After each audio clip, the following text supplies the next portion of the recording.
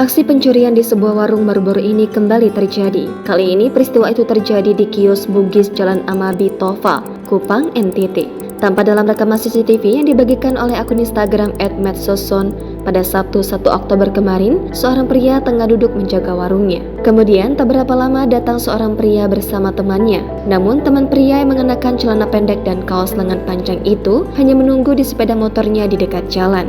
Sang pria yang mengenakan kaos hitam itu lalu menghampiri penjaga warung dan meminta rokok yang diinginkan.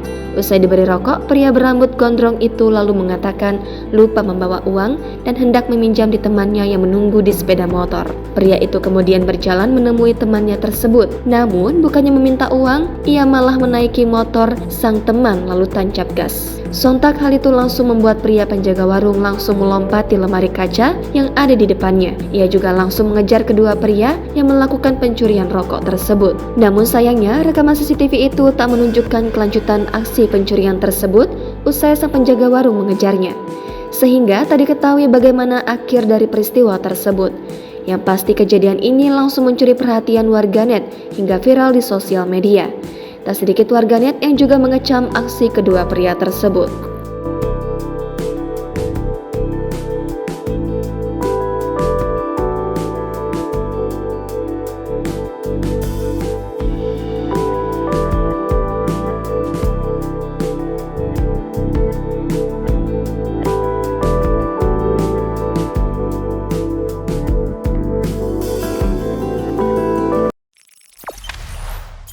Jangan lupa subscribe, share, komen, dan like ya.